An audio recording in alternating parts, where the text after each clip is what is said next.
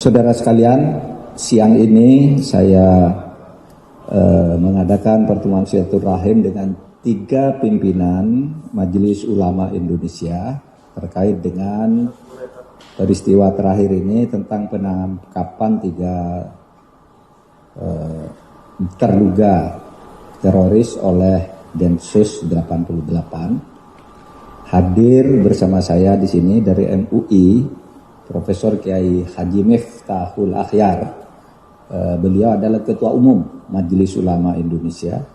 Lalu didampingi oleh Bendahara Umum di sebelah kiri saya ini, Kiai Misbahul Ulum, Kiai Misbahul Ulum, dan ada Ketua IGGI, Wakil Sekjen MUI. IGGI itu Ikatan Gus-Gus Indonesia yang menjadi Wakil Sekjen, jabatannya resminya Wakil Sekjen MUI. Dengan ini hasil pertemuan ini, saya menyampaikan hal-hal berikut kepada beliau, tadi sudah berdiskusi.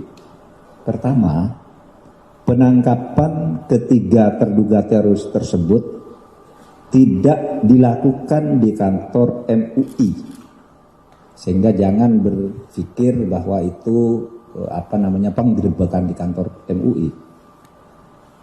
Dan tidak terkait dengan urusan MUI, karena memang tidak ada hubungan antara teroris itu dengan MUI.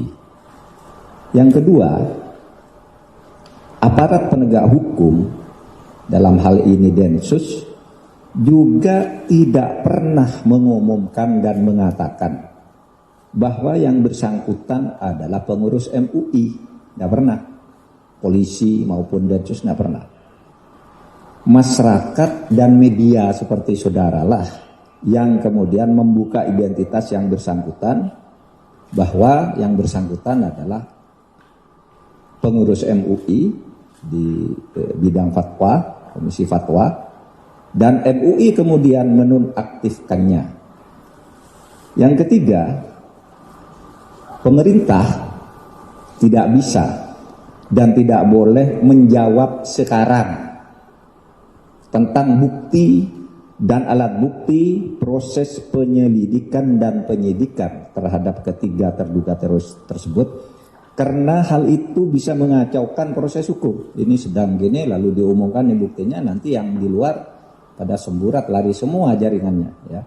Sekarang proses hukum. Jadi ini sesuai dengan Undang-Undang Nomor 5 Tahun 2008 tentang pemberantasan tindak pidana terorisme.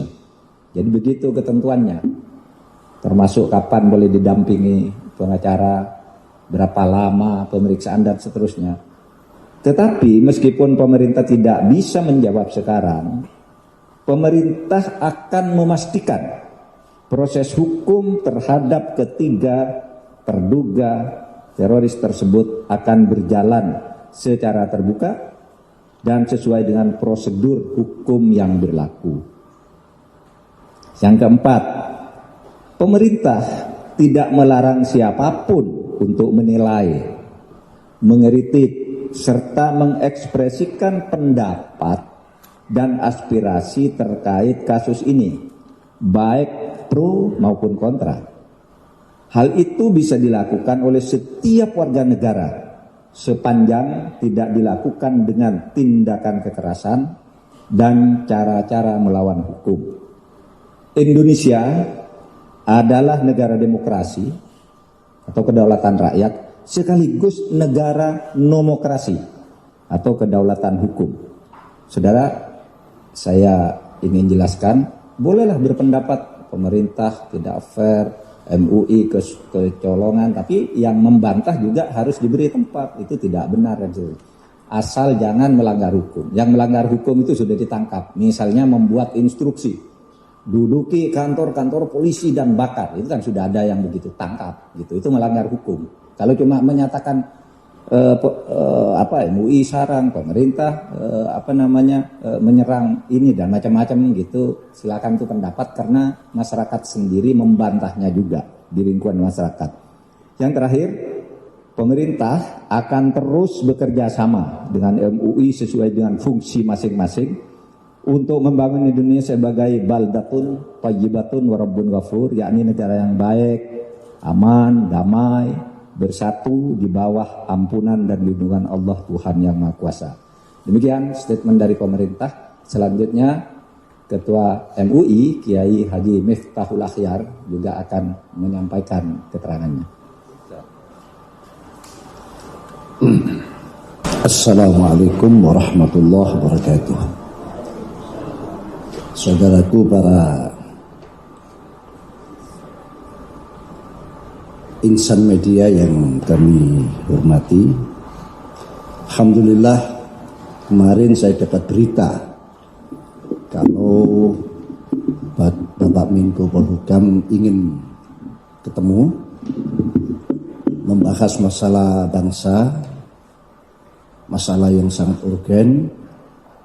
Maka saya pun segera datang karena ini sebuah hal yang sangat positif bagi kami.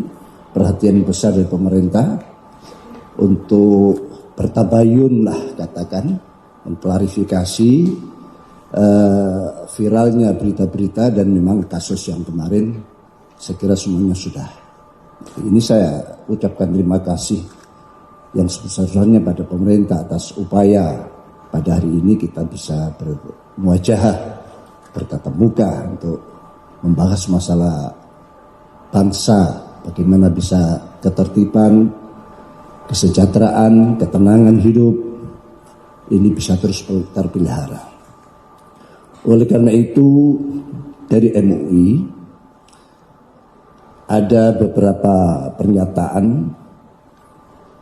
perlu saya bacakan. Satu, bahwa menurut MUI kerjasama antara MUI dan pemerintah berjalan sangat baik dan terus selalu terpelihara kerjasama ini.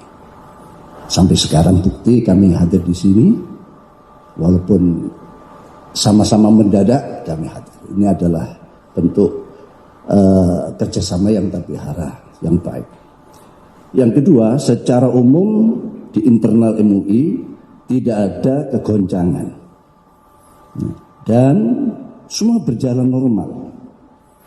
Tapi peristiwa ini bisa menjadi sarana introspeksi, ya, atau dikenal dengan muhasabah, mawas diri, kita lebih berhati-hati, lebih teliti dan sebagainya untuk menjaga marwah daripada majelis para ulama, bagian daripada anak bangsa ini. Yang ketiga, di MUI sudah ada sebetulnya fatwa nomor 3 2004 bahwa terorisme itu haram hukumnya, pembunuh diri itu juga haram hukumnya. Jadi kalau mereka menganggap itu mati syahid surga, justru surganya bukan mati syahid, mati sangit kata orang-orang itu. Jadi sebuah keputusan yang sebetulnya sudah lama di MUI, karena MUI ada cerminan daripada gerak para ulama yang seharusnya ikut bersama-sama membangun, menjadikan negara kita anugerah yang besar ini menjadi tentram, tenang, dan sejahtera. Sehingga semua apa yang jadi kebijakan berjalan dengan lancar dan baik, bisa dirasakan oleh umat seluruhnya. Kira-kira itu pernyataan dari MUI, semoga bisa difahami dengan jelas dan benar. Terima kasih. Wassalamualaikum warahmatullahi wabarakatuh.